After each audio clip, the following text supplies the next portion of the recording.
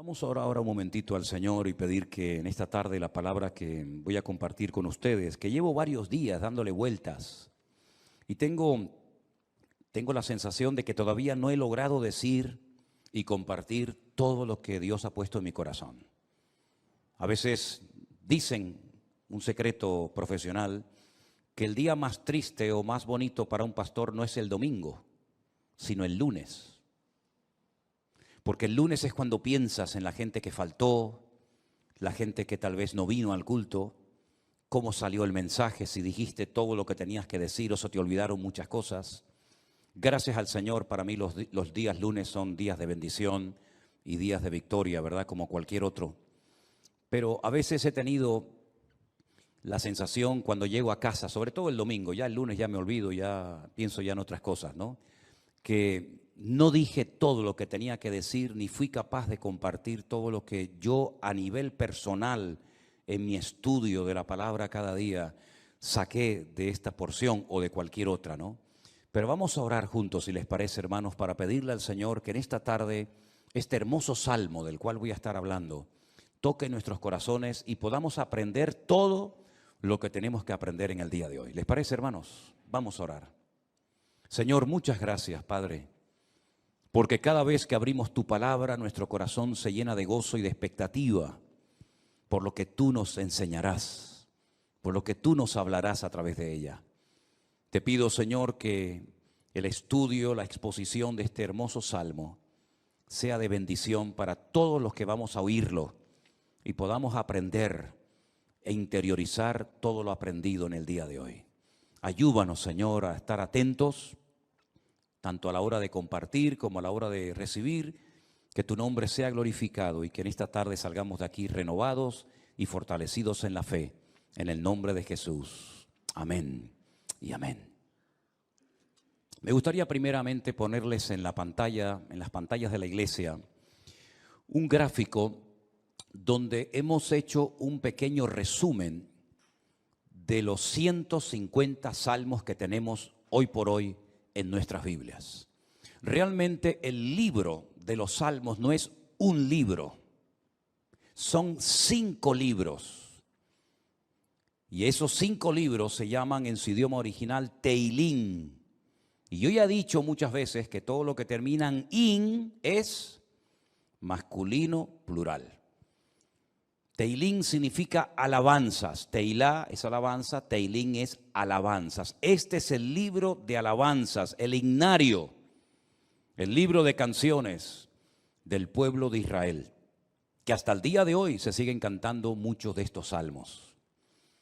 Por eso es muy hermoso leerlos a menudo y memorizarlos y enseñarlos a nuestros hijos, enseñarlos a los que nos rodean, porque traen mucha bendición a nuestra vida. Hay salmos para todos los gustos.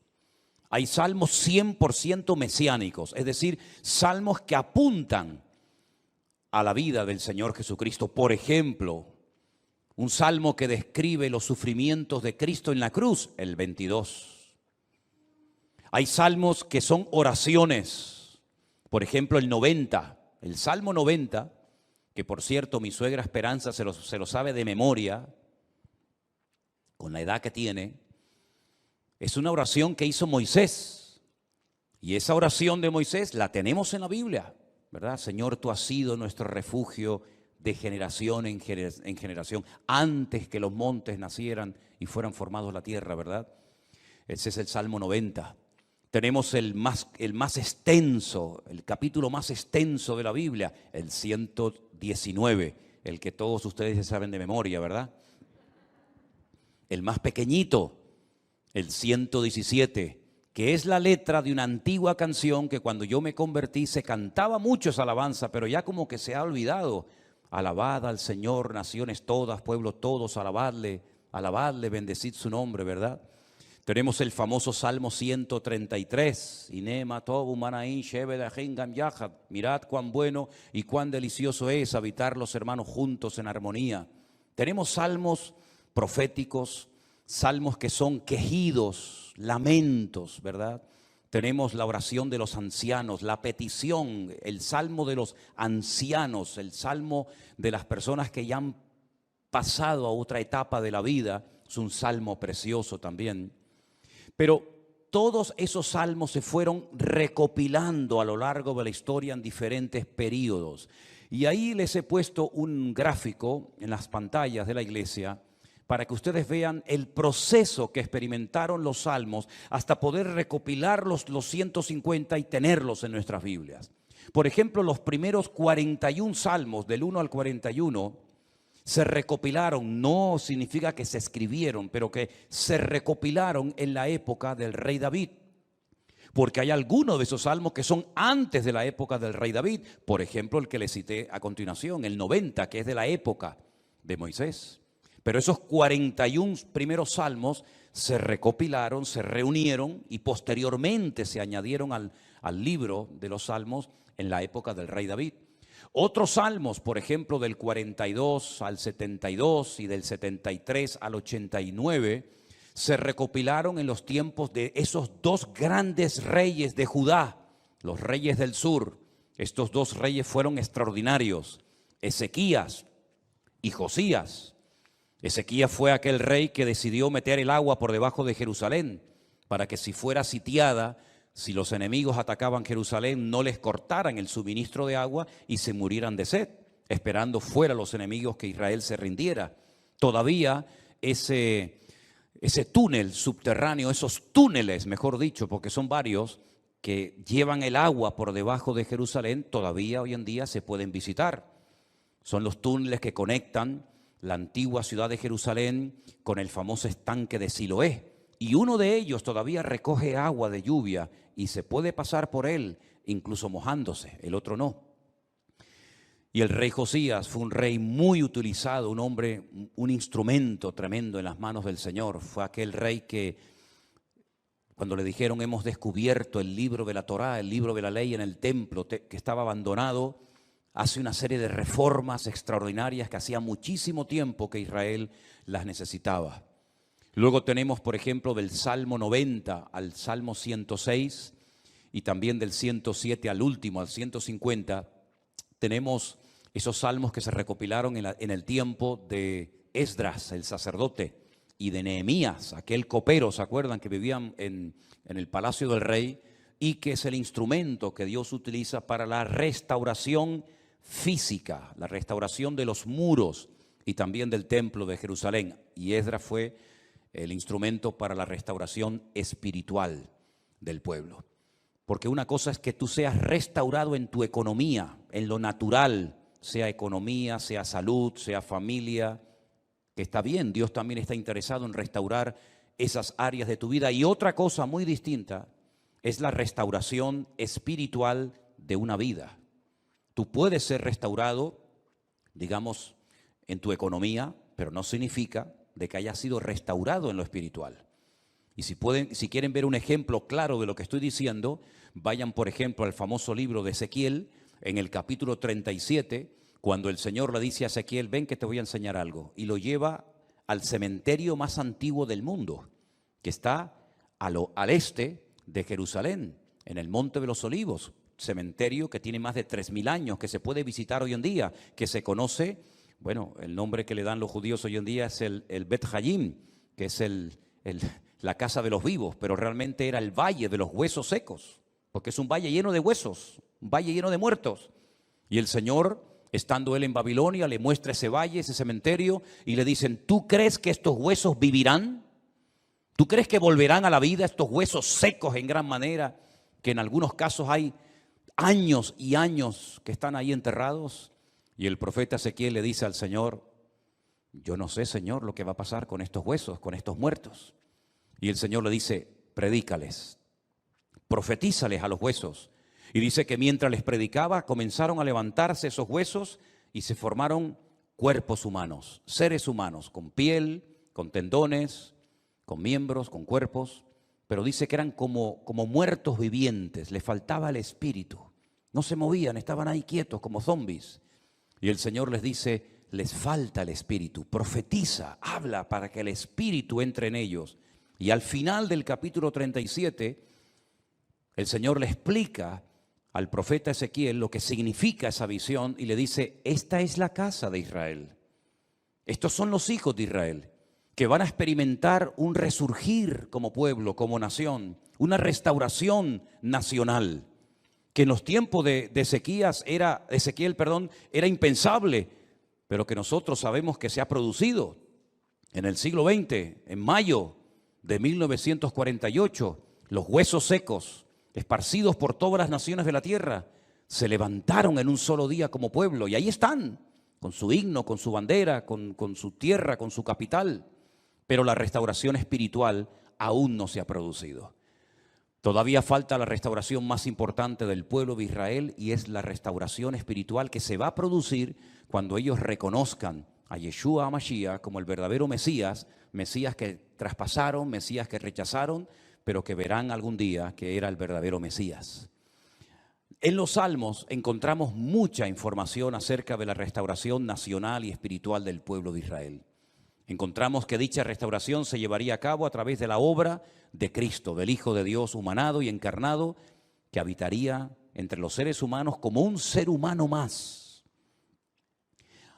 En los Salmos también encontramos al principio mucha información acerca del tipo de salmo que vamos a leer. Por ejemplo, hay salmos que en la parte de arriba pone Mictán. ¿Lo habéis visto alguna vez? Mictán.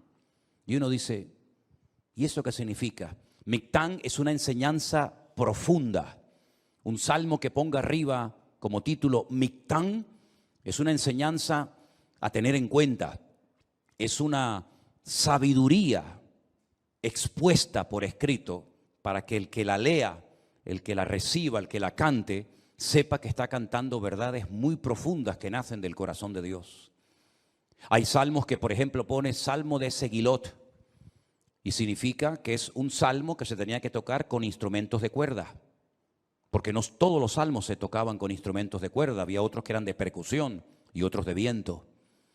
Hay salmos que pone, por ejemplo, Shir LaMa'alot, salmo cántico de las subidas, que eran los salmos que cantaban los peregrinos cuando subían a Jerusalén 3 veces al año a celebrar la fiesta de la Pascua, la fiesta de los tabernáculos, que era la última, y en medio la fiesta de Pentecostés o la fiesta de Shavuot, las semanas. Y también algunos creen que había escalones en el templo de Jerusalén donde se ponía el coro, y esos salmos de las subidas desde allí los cantaban. Pero en este salmo, si ustedes lo pudieran ver en hebreo, al principio pone mitzmor, y la palabra mitzmor significa que es un salmo que hay que cantarlo.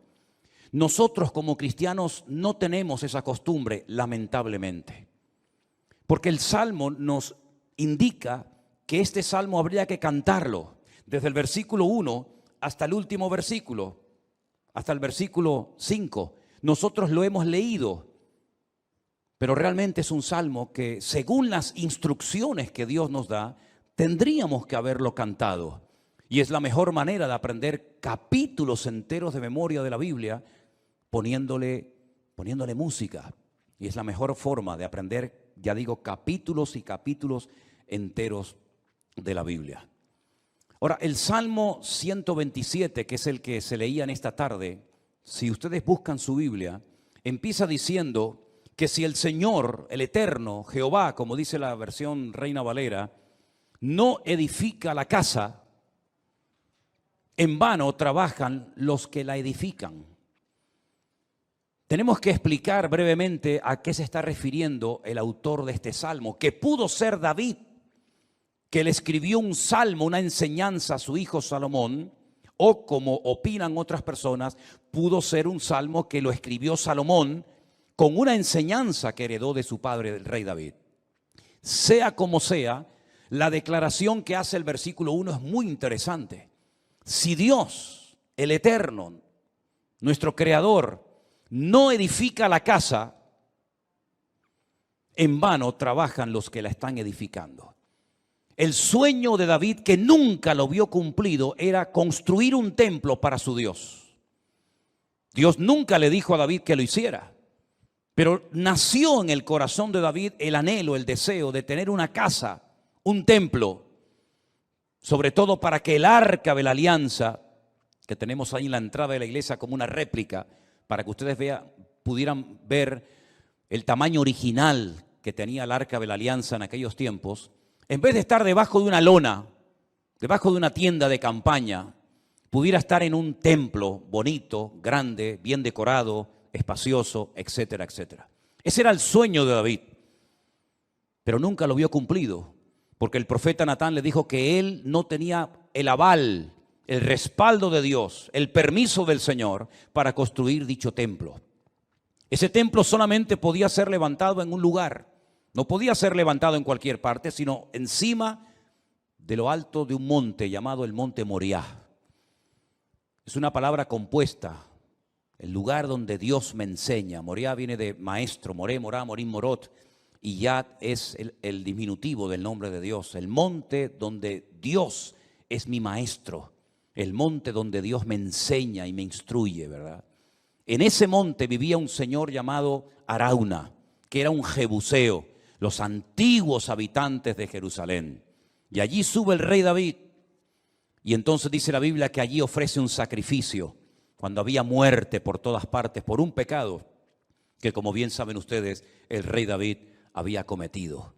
Allí él presenta un sacrificio en el mismo monte y en el mismo lugar donde tiempo atrás el famoso patriarca Abraham, el amigo de Dios, había subido con su hijo Isaac para sacrificarlo sobre un altar, pero el Señor lo detuvo y le dijo: no lo hagas. Todavía ese altar, esa roca enorme que es tan grande como esta plataforma o más, todavía está allí. Y los judíos consideran que desde allí fue donde Dios creó el mundo, el ombligo, el centro geográfico de la tierra bíblica. Pues en ese lugar Salomón, su hijo, iba a construir el primer templo de la historia para Dios. Ellos tenían que partir de la base de que el Dios de ellos era tan grande, tan inmenso, que era imposible meterlo dentro de un templo. Es totalmente imposible meter a Dios, limitar a Dios dentro de un cubículo, dentro de un edificio, porque ya el Señor le había dicho a David que el cielo es su trono y la tierra es el estrado de sus pies. ¿Qué templo me van a hacer ustedes para mí? Los romanos se reían de los judíos cuando llegaron a Israel y decían: ustedes están locos, porque ustedes tienen un templo enorme, precioso, pero vacío. ¿Dónde están vuestros dioses? ¿Dónde están vuestras divinidades? Los griegos, los romanos y todas las culturas habidas y por haber levantaban templos, pero luego los llenaban de ídolos. Apolos, Afrodita, ¿verdad? Cibeles, Ares y tantos dioses. Pero los judíos nunca pusieron una figura de Dios, porque al Señor tu Dios adorarás y a Él solo servirás. Y en los famosos 10 mandamientos, el Señor prohibía la fabricación de imágenes de talla. Por lo tanto, era un templo vacío, pero en lo más recóndito, en lo más oculto del templo, estaba un lugar que nosotros lo llamamos el lugar santísimo, donde estaba el Arca de la Alianza. Y Salomón iba a poder construir ese templo con la ayuda de miles y miles de personas. Y podía estar tranquilo de que nadie le iba a atacar, porque su padre había estado durante años sometiendo a todas las naciones vecinas para que su hijo, en tiempos de paz y de prosperidad, pudiera construir el templo de Jerusalén. Lo tenía todo. El padre le dio los planos. El padre le escribió 77 letras de canciones que las tenemos en la Biblia, los famosos salmos de David, para que pudieran cantar. Inventó instrumentos musicales, le dio oro, piedras preciosas, madera, plata, bronce, lo tenía absolutamente todo. Y además Salomón hizo un pacto con el faraón, que eran expertos en aquella época en la fabricación de megaestructuras, porque los judíos nunca habían hecho un edificio tan grande, y mucho menos para Dios. Cómo levantar aquellas piedras, subirlas a aquel monte, colocarlas una encima de la otra, aquellas columnas, más de 70 columnas exactamente, de una pieza, cómo iban a levantarlas, ponerlas a nivel para que aquella casa no se cayera. El templo no tenía arcos, como lo inventaron los romanos, por eso los arcos le han permitido a las fabricaciones y a la arquitectura romana permanecer hasta el día de hoy, pero eran columnas y era muy difícil poner aquello en pie. Hay, por ejemplo, en la ciudad de Jerusalén, en un lugar donde yo he llevado a algunos hermanos alguna vez, una columna entera que es como de aquí al fondo de la pared, que se quebró y allí la dejaron, y y han pasado 2000 años y todavía aquella columna sigue allí. Él hizo un pacto con el faraón, se casó con su hija, hizo un pacto de no agresión. De hecho, su hija se murió en Jerusalén y hay en el torrente de Cedrón hay una pirámide pequeñita, recordando que allí está enterrada una mujer de origen egipcio, porque ella murió en Jerusalén. Y el faraón le ayudó a construir aquel hermoso templo. Pero Salomón sabía perfectamente que él podía tener el oro, la plata, los albañiles, los carpinteros, los canteros, absolutamente todo. Incluso había naciones que todos los años le traían, curiosamente, 666 talentos de oro. Multiplique 666 por 45, era una barbaridad de kilos de oro para ayudarle.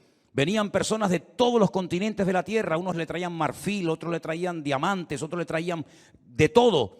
Pero él sabía que aunque lo tenía humanamente hablando todo, sin el respaldo, sin la ayuda del Señor, aquel templo nunca se iba a poder levantar.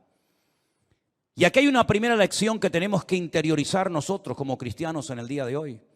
Nosotros nos podemos esforzar mucho y de hecho el esfuerzo forma parte de la vida cristiana. Esfuérzate y sé valiente, le decía el Señor a Josué, ¿verdad?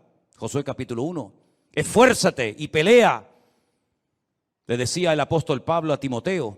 Pero por mucho que nos esforcemos, por mucho que trabajemos, por mucho que madruguemos o por mucho que trasnochemos, sin el respaldo, sin el favor de Dios, todo lo que hagamos nos sirve absolutamente para nada. ¿Cuántos dicen amén?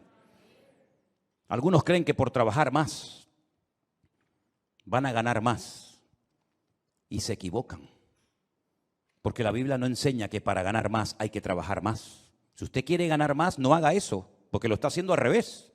Si usted quiere ganar más, yo después le digo lo que tiene que hacer, pero no trabajes más para ganar más, porque vas a ganar menos y te vas a terminar agotando. Porque la Biblia dice en el Salmo que hemos leído que si el Señor no edifica la casa, en vano, y esa palabra en vano, esa expresión en hebreo, en vano, significa para que no llegues al agotamiento físico y mental. ¿Qué les parece? Para que no llegues a un momento que digas, ya no aguanto más, estoy reventado, estoy cansado. Llego el fin de semana, quiero descansar y el lunes voy igual de cansado, peor. Y vas acumulando cansancio y durante la noche no duermes. Cuando dice el Salmo 27 que una de las bendiciones de Dios es poder dormir tranquilamente por la noche. Dice que a sus amados el Señor les dará el sueño. Y hay muchas personas que darían cualquier cosa con tal de poder dormir en paz, como nosotros, los hijos de Dios, que hemos aprendido a depender y a descansar en el Señor, podemos dormir en paz. ¿Cuántos dicen amén? No sé por qué nos han hecho últimamente a Elena y a mí una pregunta, me la hacen de vez en cuando, por internet, por WhatsApp, por correos, incluso hasta en persona. ¿Ustedes están durmiendo bien? Y preguntamos, ¿y por qué nos hacen esa pregunta? Si no, pues con todo lo que tienen, todo el jaleo de atender gente de aquí y llamar, ¿ustedes duermen bien? Y la respuesta de Elena siempre es la misma, dormimos perfectamente. Porque nosotros hemos aprendido a descansar y a depender únicamente del Señor. No entramos en estrés, ni en nervios, ni en agobio. No perdemos la paz absolutamente por nada. ¿Por qué? Porque la obra no depende de nosotros. La obra depende del dueño, de la cabeza. Y el dueño y la cabeza es nuestro Señor Jesucristo. Me da mucha pena, mucha lástima cuando veo a cristianos agobiados, cargados, estresados, con la tensión disparada. Perdonen si alguien se siente aludido. Yo es que no le he tomado la atención nunca a ninguno de ustedes. Por eso hablo desde la libertad, porque claro, va a decir, ¿este hombre cómo sabe que tengo yo la tensión alta? No, yo no sé nada, pero el Señor lo sabe todo. Pastillas para poder dormir, claro, después pastillas para despertarte. Agobiado, estresado, que no llego a fin de mes, que no pago el colegio de los niños, que los libros, que esto, que lo otro. Y yo he cumplido recientemente 60 años. No me da ninguna vergüenza decirlo, al contrario, estamos orgullosísimos de los 60 años que tenemos. Y de esos 60 años, que parecen mucho, pero a la hora de la verdad no son tantos, de esos 60 años, 40 los he dedicado a servir única y exclusivamente al Señor. Es decir, no me he dedicado en otra cosa los últimos 40 años de mi vida más que a servir al Señor. Con iglesias pequeñas, con iglesias grandes, con escasez, con abundancia, con mucha gente, con poca gente o con ninguna gente. Y en estos últimos 40 años, si algo hemos aprendido, sobre todo en este último año, es que Dios es galardonador de los que le buscan. Y cuando más difícil estaba todo, y cuando humanamente hablando era imposible que esto siguiera adelante, el Señor sin manos nos dio una cachetada de amor, mostrándonos y enseñándonos que Él es el que edifica su casa y su obra, y no nosotros. A mí me llama mucho la atención que este verbo edificar es exactamente el mismo que emplea el Señor Jesucristo cuando hace referencia a lo que Él iba a hacer. Edificaré mi iglesia. Su padre en Génesis capítulo 1 nunca empleó el verbo baná o boné, que es construir, sino el verbo bará, que se parece, pero no tiene nada que ver una cosa con otra. Bará es un verbo que solamente aparece en la obra creadora de Dios. Cuando dice la Biblia que en el principio creó, ese verbo creó es bará y significa crear de la nada. Este púlpito está hecho de un material llamado metacrilato. Lo mandamos a hacer hace 20 años. El que lo hizo, porque este no se ha perdido ningún culto desde que estamos aquí, Este ha estado todos los cultos, todas las reuniones de jóvenes, todos los cultos de jueves, todos los cultos de domingo. Este que está aquí, o esto que está aquí, ha estado siempre aquí. Pero el que lo hizo, no lo creó, lo hizo utilizando una materia prima, metacrilato. Y el púlpito que tenemos en la iglesia del Puerto de la Cruz es de madera. Y alguien lo hizo, no lo creó, utilizando la materia prima de la madera. Pero el verbo bará en Génesis capítulo 1 es crear de la nada. ¿Y cómo Dios creó sin utilizar materia prima? Sin utilizar tierra, sin utilizar piedra, sin utilizar madera, con el poder de su palabra. Dijo Dios, sea la luz, y fue la luz. Y dijo Dios, y todo lo que Dios decía se materializaba por el poder de su palabra. Pero curiosamente el Hijo, cuando viene a este mundo hace 2000 años, Él no dijo, crearé mi iglesia de la nada. No dijo eso, sino dijo, edificaré. Y si juntamos, y tenéis memoria para recordar esto, el Salmo 127 dice Salomón, si Dios no edifica esta casa, en vano estamos trabajando nosotros aquí. Estamos perdiendo el tiempo, nos estamos desgastando, vamos a llegar a la extenuación, al agotamiento, si Dios no respalda esta obra. Porque Él sabía que esa obra no dependía de sus obreros, de su sabiduría, que era mucha y la tenía, de su dinero, que era mucho y lo tenía. Él sabía que aquella casa no era una casa particular, no era una sinagoga, no era un colegio, era la casa de Dios. Y la casa de Dios solamente se podía utilizar esa palabra, esa expresión, para hacer referencia al templo. Yo sé que hay gente que dice, hermanos, bienvenidos a la casa de Dios. Está mal dicho eso, porque esto no es la casa de Dios. Esto es un local donde se reúne la iglesia, pero esto no es la casa de Dios. Dios no vive aquí. Si esto fuera la casa de Dios, yo no me voy de aquí ni a palos. ¿Cómo me voy a ir de aquí si mi Dios vive aquí? ¿A dónde me voy a ir? Nos tendríamos que venir a vivir aquí. Pero esta no es la casa de Dios. Pero en aquellos tiempos, cuando Salomón dice, si Jehová no edificare la casa, ¿a qué casa se refería? A la casa de Dios.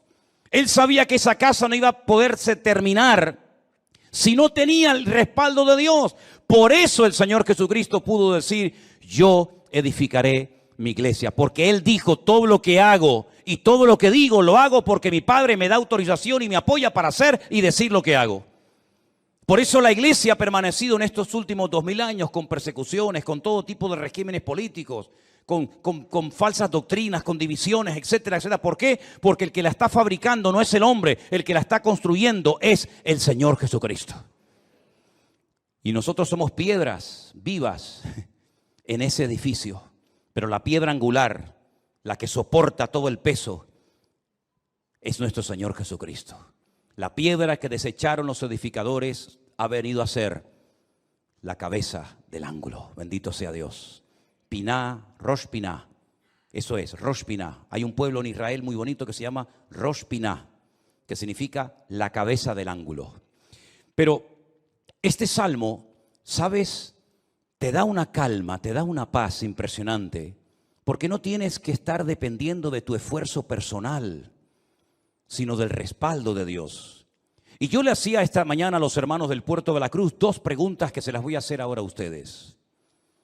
¿Dios está respaldando lo que estás haciendo? Piensa bien, ¿eh? Todos no vamos a ser pastores, todos no van a ser predicadores, evidentemente. Pero todos y cada uno de ustedes, de nosotros, nos dedicaremos en la vida a algo. Pero mi pregunta es, ¿a eso a lo que hoy por hoy te estás dedicando, tú notas en tu vida el favor de Dios, el respaldo de Dios? Si la respuesta es sí, yo siento que en mi profesión, en mi carrera, en mis estudios, en mi trabajo, yo siento y noto que el respaldo, que la bendición de Dios está conmigo. Gloria a Dios, no sabes cuánto me alegro, hermano. Pero si la respuesta es no, entonces ¿por qué lo estás haciendo? Si sabes que Dios no te ha mandado a hacer lo que estás haciendo, ¿cómo te atreves a hacerlo? Porque la segunda pregunta que les iba a hacer es, ¿por qué estás haciendo lo que estás haciendo? ¿Para ganar un sueldo? Es decir, ¿tú sabes que no estás haciendo lo que Dios quiere? Esa no es la voluntad perfecta de Dios para tu vida, pero igualmente lo haces porque a final de mes un señor te pone un sobre con un dinero para poder cubrir tus necesidades. Así es como tú te has montado tu vida cristiana. ¿Te ves haciendo lo que estás haciendo tus próximos 10 años, 20 años de tu vida? ¿Ese es el futuro de tu vida? ¿Dedicarte a lo que estás haciendo? Si es la voluntad de Dios, gloria a Dios, siga adelante. Pero como la vida es tan corta y cuando te des cuenta pasó, ¿cómo hay creyentes que se han dedicado toda la vida a hacer lo que saben que no era la voluntad de Dios perfecta para ellos, pero al fin y al cabo lo hacían para al final de mes recibir un sobrecito con un hueso que te daba un señor que le sobraba de todo, que a veces no te pagaba lo que tú merecías por haber trabajado tanto, pero dependías de él hasta para poder poner un poco de gasolina a tu coche o comprar una compra, hacer una compra en un supermercado? Para eso murió el Hijo de Dios en una cruz, para que viviéramos como la gente del mundo, sin marcar una diferencia y sin demostrarle al mundo que Dios nos enseñó a nosotros en su palabra un estilo de vida diferente. Yo te voy a confesar algo que probablemente es la primera vez en mi vida que voy a decir en público. Yo no sé si en algún momento, en alguna iglesia, en alguna predicación, desde los 19 años que estoy sirviendo al Señor, yo he dicho alguna vez esto que voy a decir ahora. Esto sería como dicen en televisión, esto es una primicia. ¿Tú sabes cuál era la preocupación, la gran pregunta que yo tenía en el tercer año de escuela bíblica, de seminario, cuando yo estaba a punto de salir? ¿Sabes cuál era mi pregunta? ¿De qué voy a vivir? Porque yo no quería volver a la casa de mis padres. Porque yo le había dicho a mi padre que el Señor me había llamado. Y cuando él me preguntaba, ¿de qué vas a vivir? No había iglesias por ninguna parte. Hoy en día hay iglesias por todas partes. Pero en aquellos años, hace 40 años, no había iglesias prácticamente por ninguna parte. Eran contadas con los dedos de una mano las iglesias que, por ejemplo, había en Tenerife.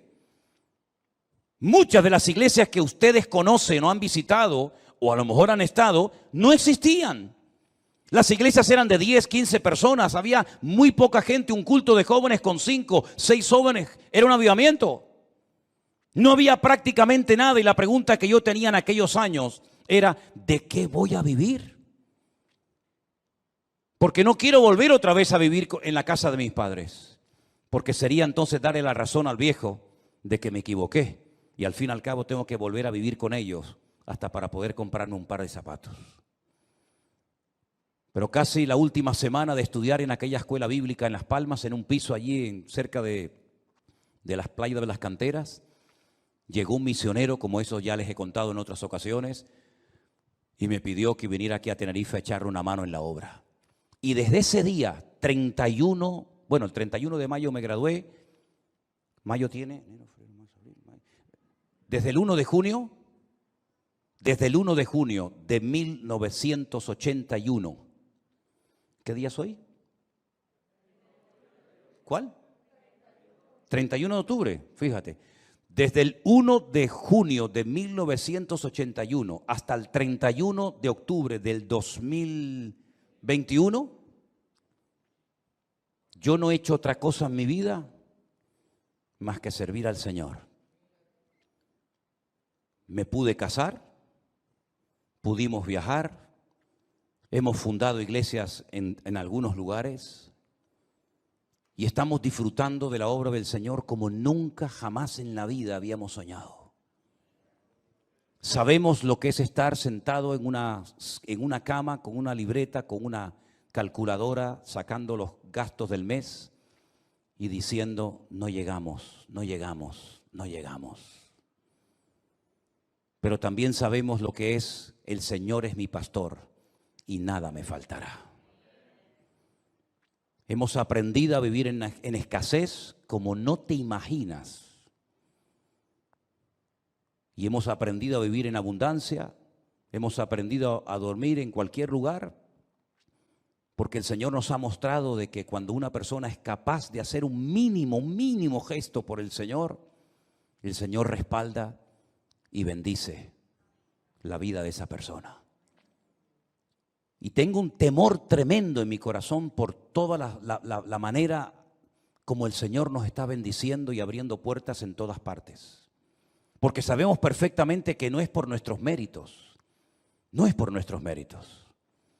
Quiero decirles que cuando muchos de ustedes vinieron a esta iglesia, nosotros ya hacía años que estábamos aquí. Hacía años que estábamos en este lugar. Y el Señor ha ido edificando poco a poco su obra. Y hoy en día podemos hablar para la gloria del Señor de miles y miles de personas que en todas partes del mundo, muchos de ellos han conocido al Señor Jesucristo como su Señor y Salvador personal en este último tiempo. Anoche tenía una reunión por Zoom con todos los hombres de la iglesia virtual del grupo número 2, gente con más de 80 años. Dándole gracias al Señor porque en la recta final de su vida, como ellos mismos decían, han conocido el Evangelio del Señor Jesucristo y tienen un hambre por conocer más y más de la palabra que a mí realmente me deja sorprendido todo lo que el Señor está haciendo. Yo quiero decirles a todos y a cada uno de ustedes que yo también tuve tu edad y estuvimos dispuestos cuando éramos jóvenes, recién casados con 21 años, a pagar un precio. Y nos llamaron locos. Los pastores nos reunían de vez en cuando y nos decían, estáis locos. ¿Cómo sois capaces de ir con una niña pequeña como era Priscila en aquellos años a un país tan lejos, sin conocer prácticamente a nadie, a vivir por fe? Pero cuando el Señor edifica su obra y cuando el Señor respalda su obra, no hay impedimento que pueda frenar la vida de un hijo y de una hija de Dios. Y yo quiero desafiarte a que tú pierdas el miedo, porque si de algo a mí me ha servido el Salmo 127 es a perder el miedo. Si Anderson, que está conectado al liderazgo y a los coordinadores de la iglesia virtual número 1, les hablara acerca de lo que cuesta, del presupuesto enorme que cuesta el hacer todas las actividades, nos quedaríamos con la boca abierta. Pero el Señor ha suplido de una forma increíble, porque el Señor es galardonador de los que le buscan y cuando Él edifica la casa, no hay nada ni nadie que la pueda detener. Fíjate que en el Salmo 121, si te das cuenta, habla de la casa de Dios, es decir, lo principal, la obra de Dios, nada ni nadie la va a detener. Pero en segundo lugar, habla de la ciudad. Si Jehová no guardare la ciudad, en vano vela la guardia. Este versículo, cada vez que me tocaba a mí guardia en el ejército y te daban todas las balas y la metralleta y el armamento para estar de guardia, yo siempre lo decía en alta voz: si el Señor no guardare la ciudad, en vano vela la guardia. Porque todo lo que hagamos, todo tu esfuerzo personal, y que conste, quiero dejar bien claro, por favor, hermano, que el Salmo 127 no es un salmo que apoya al perezoso, al vago, al negligente. No, al contrario. El esfuerzo forma parte de una vida cristiana normal. Pero todo nuestro esfuerzo, nuestro sudor, nuestro trabajo no sirve de nada si el Señor no respalda lo que estamos haciendo para Él. Absolutamente de nada. Luego es un golpe al ego del hombre, porque la gloria no me la llevo yo. Yo he sido el que he edificado, como decía Salomón, Nabucodonosor, ¿se acuerdan? Yo fui el que levanté la gran Babilonia. Y al final tuvo 7 años viviendo en un monte como un animal, para que el Señor pudiera arrancar de su corazón la arrogancia y el orgullo. Porque una persona arrogante, acomplejada u orgullosa no es digna de estar sirviendo al Señor. Una persona con orgullo, una persona que se le sube a la cabeza lo que tiene, lo que es o lo que hace, es una persona que no está capacitada para estar al frente de una obra. Por eso a mí me da alegría ver al hombre más sabio de la tierra, a uno de los hombres más ricos del mundo, como era Salomón, que cuando la reina de Saba vino y lo visitó, le dijo: lo que me contaron no es ni el 1% de lo que ven mis ojos. Que él reconozca que el éxito de aquella obra no estaba en él, sino estaba en su Dios. Y nosotros tenemos que aprender hoy más que nunca que tenemos que aprender a depender de Dios. Y eso hay que enseñárselo a nuestros hijos y hay que enseñárselo a los jóvenes de la iglesia, para que nos demos cuenta de que en estos tiempos donde la economía está en crisis y donde el mundo irá, según la Biblia, de mal en peor, nosotros estemos preparados y sepamos adaptarnos a las circunstancias y no perder la paz ni el equilibrio, porque el Señor es nuestro Dios y estará con nosotros todos los días hasta el fin del mundo. Madrugar y trasnochar sin el respaldo de Dios no sirve absolutamente para nada. El Salmo 127 es un salmo donde el Señor nos muestra que cuando dependemos de Él podemos estar tranquilos. Y mire lo que dice: por demás es que os levantéis de madrugada y vayáis tarde a reposar, por demás. Y que comáis pan de dolores, pues que a su amado dará Dios el sueño. Y ahora yo te pregunto a ti, ¿y ustedes cómo duermen? ¿Dormiste bien anoche? ¿O estabas dando vueltas y vueltas y vueltas en tu cama sin poder conciliar el sueño? Una de las señales de que nuestra alma está alineada con Dios es que nuestro cuerpo y nuestra mente puede descansar tranquilamente durante la noche. Una mente atormentada sin la paz de Cristo, sin tener esa comunión con el Señor, es imposible que tu cerebro pueda descansar durante la noche y dormir tranquilo, sabiendo en quién has confiado. Fíjate lo inútil que es rodearse de cosas o de personas para que te protejan y para que te ayuden cuando no está el Señor controlando tu vida, tu economía, tu matrimonio, tu ministerio, tu iglesia, etcétera, etcétera. Por mucha gente que te rodee, por muchos amigos que tengas, por mucha economía que tengas, no sirve absolutamente de nada. Y te voy a poner un ejemplo tremendamente gráfico para que veas lo inútil que es rodearse de personas creyendo y confiando en ellos en vez de confiar y descansar en las promesas del Señor. ¿Os acordáis de Saúl? ¿Sabéis quién era Saúl? Sí, ¿verdad? El primer rey de Israel. Estaba obsesionado con matar al rey David o con el joven David. El rey en aquella época dormía en el centro del campamento. Se hacían círculos concéntricos de soldados alrededor del rey, de tal manera que si saltabas uno de esos círculos de protección, automáticamente en el segundo caías. Es como en las cárceles. ¿Veis que hay como un muro alambrado que si logras saltarlo, te encuentras a continuación otro y te quedas entre muro y muro, ¿verdad? En muchos bancos en la península, aquí en Canarias no se ve, pero en muchos bancos en la península tocas un timbre, te abren una puerta, entras, se cierra detrás de ti y la otra no se abre hasta que se cierre la anterior, para que así te quedes entre una y otra. El rey Saúl dormía rodeado de centenares de soldados y de su guardia personal en el centro del campamento. David una noche bajó de las montañas y atravesó el primer círculo, el segundo, el tercero y hasta el mismo lugar donde estaba el rey Saúl dormido. Cogió la lanza del rey Saúl, subió a lo alto de una montaña y cuando estaba lejos, comenzó a gritar: Abner, Abner, ¿qué haces?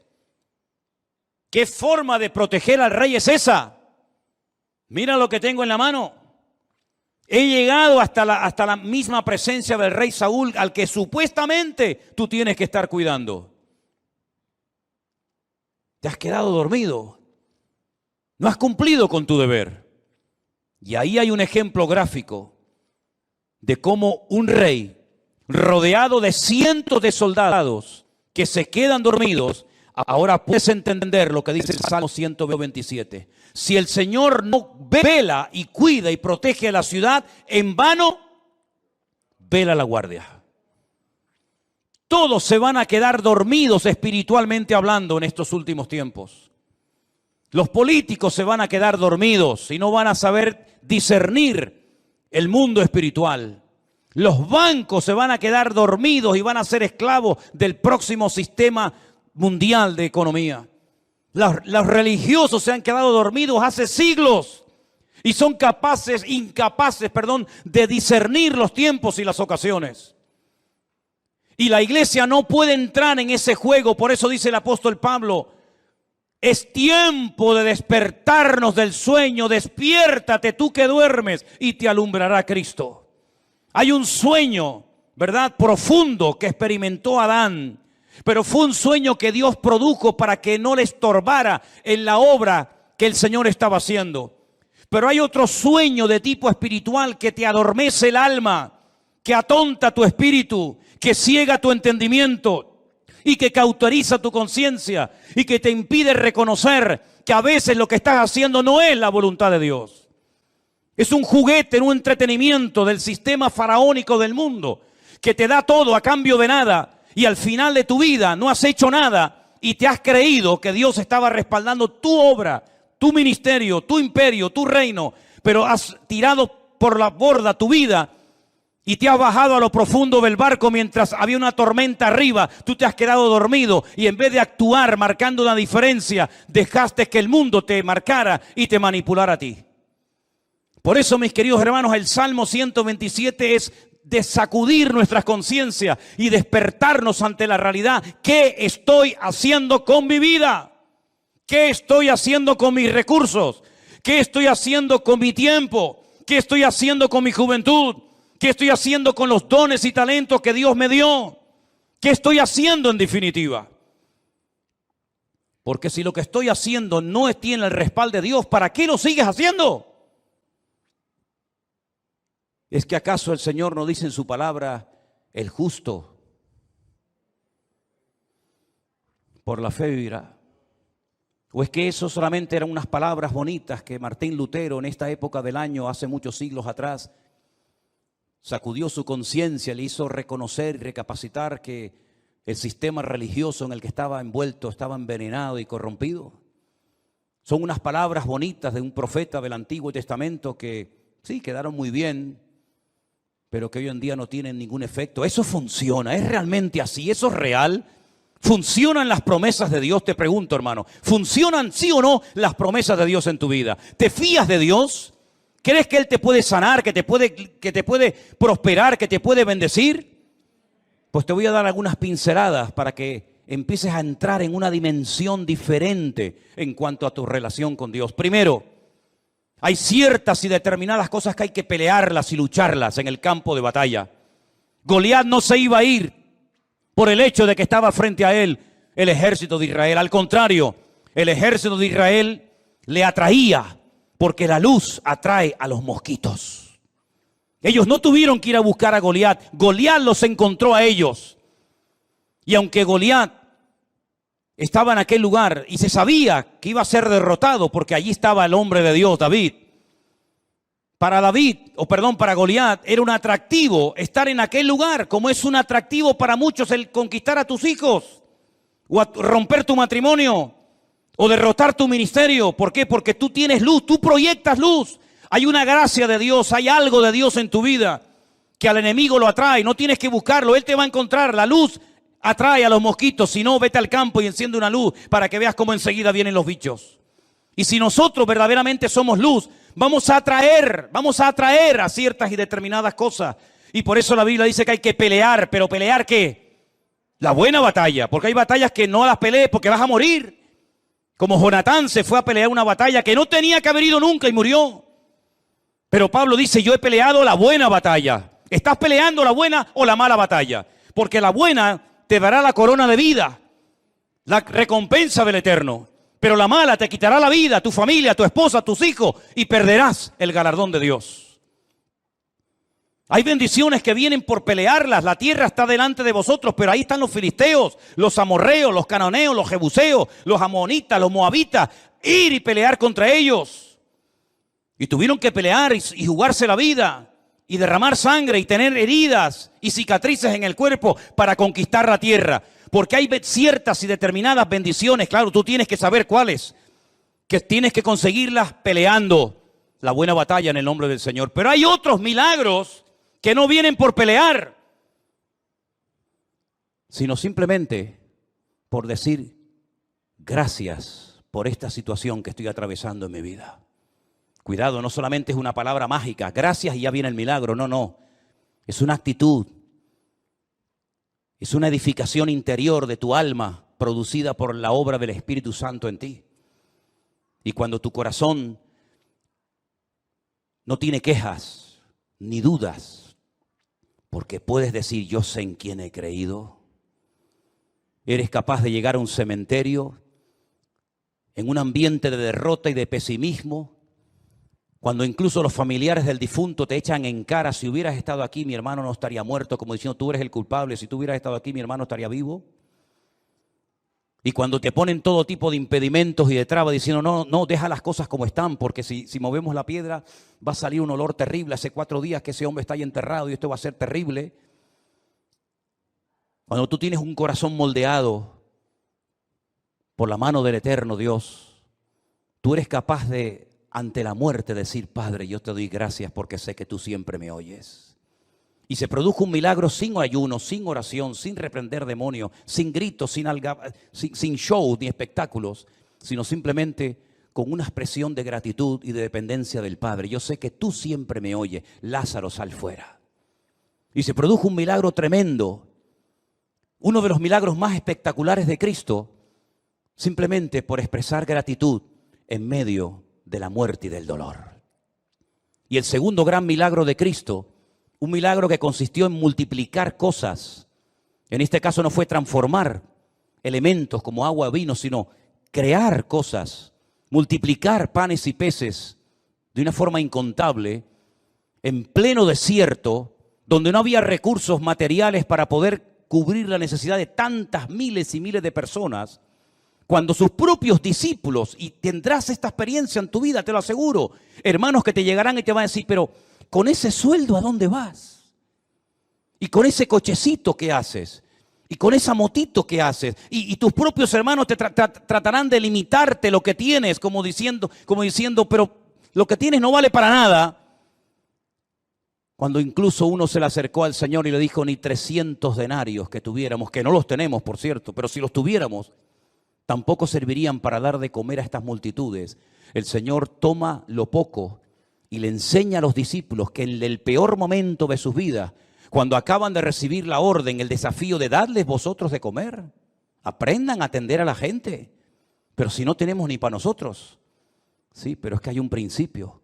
Cuando te descentralizas de ti mismo y te centras en Dios y en los demás, el aceite nunca faltará. Nunca faltará. Así que dadles vosotros de comer. Y yo os voy a enseñar cómo se les da a la gente a comenzar a repartir. Y hasta llegaron a sobrar cestas enormes llenas de pedazos de la comida que el Señor había multiplicado. Hay milagros que vienen por pelear. Hay bendiciones que vienen por pelear y jugarte la vida y hasta la extenuación si hace falta. Pero hay otros milagros que vienen cuando te relajas y dices, ya no puedo más. Pero te voy a dar gracias por mi hijo, por mi enfermedad, por mi escasez. Te voy a comenzar a dar gracias y voy a comenzar a gozarme en lo que no entiendo. Y voy a transmitir ánimo, aliento y gratitud a mi familia y a mi gente que me rodea. Y vas a comenzar a ver milagros impresionantes en tu vida. Yo digo una cosa, ¿qué tienes que perder? Imagínate que te funciona. Vas a estar toda la vida agradecido al Señor por haber aprendido a salir de la miseria, por haber aprendido a gozarte en la adversidad y por haber aprendido a ver la gloria de Dios en medio de las tormentas de la vida. ¿Cuántas tormentas hemos atravesado? ¿Cuántos desiertos hemos cruzado? ¿En cuántas cuevas nos habremos metido espiritualmente hablando? Pero de todas y de cada una de ellas nos ha sacado nuestro Dios. Y la situación en la que te encuentras ahora mismo, repito, la situación en la que te encuentras ahora mismo, y yo no me estoy dirigiendo a nadie, y lo quiero dejar bien claro, porque yo no necesito un micrófono para hablarte a ti, o a ti, o a ti hermanita, o a ti hermano. Yo no necesito, jamás necesito de un micrófono para sentarme y decirle a usted, ven para acá. Yo le estoy predicando a toda la iglesia, pero creo que en este momento el Señor me está utilizando para decirte esto. La situación en la que te encuentras ahora mismo en tu matrimonio, en tu economía o en cualquier otra área de tu vida, Dios la ha permitido. Porque lo que tienes que aprender no lo vas a aprender riendo ni saltando, sino llorando y sufriendo. Porque lo que se aprende llorando no se olvida nunca. Y por eso el Señor ha permitido que todos y cada uno de nosotros, con sus respectivas circunstancias, hayamos llegado a un punto en nuestra vida, con la edad que tienes, con la familia que tienes, con los hijos que tienes o no tienes, para que aquí le preguntes hoy al Señor, Señor, cuento con tu favor cuando mañana vaya a la calle a buscarme la vida en mi trabajo. Si eso es lo que Dios tiene planeado para ti, adelante, hermano, sal como un león, no como una gallina. Sal como un león, contento, triunfante. Sal de tu Getsemaní con el corazón recién quebrantado y roto, pero sal de tu Getsemaní diciendo, el Señor está conmigo como poderoso gigante. Pero no se te ocurra salir de tu desierto, no se te ocurra salir de tu Getsemaní sin la bendición y el respaldo de Dios, porque entonces habrás perdido tiempo, habrás perdido recursos y no habrás conseguido absolutamente nada. Déjate de lloriquear y pórtate como un hombre. Déjate de lloriqueos absurdos y ridículos y de levantar pena y compasión. Lo que tienes que meterte es en tu huerto de Getsemaní y aprender a derramar tu alma delante del Señor. Y no se te ocurra salir de ahí hasta que le hayas dicho, no se haga mi voluntad, sino la tuya. Porque hasta ahora lo que hemos querido es que se hiciera nuestra voluntad. Pero Dios el año pasado nos paró los pies a todos y nos dijo, a partir de ahora, lo que se va a hacer en mi casa y en mi iglesia es mi voluntad. Porque lo que yo quiero edificar, lo quiero edificar a mi manera, con mi estilo, con mi forma, y no con la forma y el estilo que me marcan ustedes. Vamos a dejarnos moldear, vamos a dejarnos tratar, vamos a dejarnos edificar por el Señor. Porque si el Señor nos respalda y nos apoya, seremos la gente más feliz y dichosa del mundo. Pero si el Señor en lo que hagas no te respalda, será la persona más desdichada de esta tierra. Pregúntate a ti mismo en esta tarde, ¿por qué estoy haciendo lo que hago? ¿Por qué digo lo que digo? ¿Por qué predico lo que predico? ¿Por qué hago lo que estoy haciendo? ¿No será que a veces hemos entrado en un sistema, en una rutina, en una mecánica y no nos paramos en silencio delante del Señor a preguntarle, Señor, ¿qué quieres hacer con mi vida? Si tú te atreves a hacerle esta pregunta sinceramente al Señor, te puedes llevar muchas sorpresas agradables.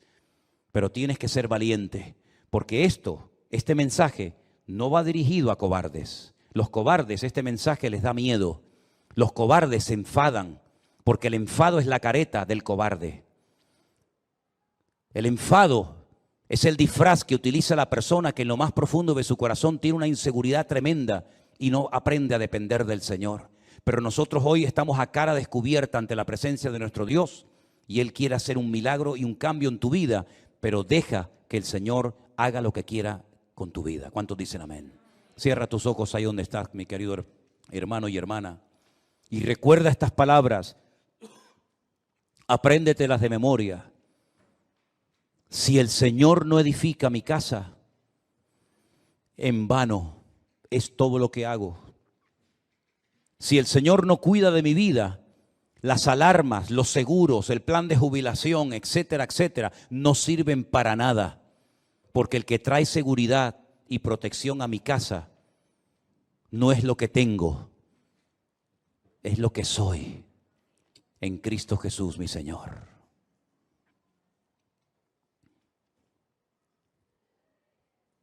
En esta tarde, Señor, hemos escuchado tu palabra atentamente. Y hemos reflexionado acerca de nuestra vida, de nuestra existencia. Y queremos pedirte en esta tarde, Señor, ayúdanos a depender 100% de ti, Señor.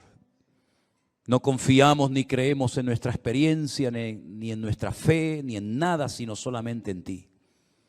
Y por eso yo te ruego, Señor, que en esta tarde este salmo sea una base, un fundamento sobre la cual comencemos a trabajar y a edificar nuestra vida de hoy en adelante.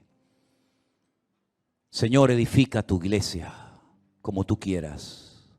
Guarda tu iglesia como tú solamente lo sabes hacer. Y cuida de la vida de nuestros hijos, porque son las flechas, son las saetas que tú nos has dado para demostrarle al mundo que nuestra fe no muere con nosotros, sino que se la hemos traspasado también a nuestros hijos, a nuestra descendencia, para que tu nombre sea conocido en todas las naciones de la tierra. Guárdanos, Señor, en esta semana. Úsanos como nunca antes lo habías hecho. Y renueva nuestras fuerzas y danos sabiduría y de tu gracia, para que podamos en el nombre de Jesús glorificarte en todo lo que hagamos y en todo lo que digamos, en el nombre de tu amado Hijo Jesús. Amén y amén. Nos ponemos de pie, queridos hermanos.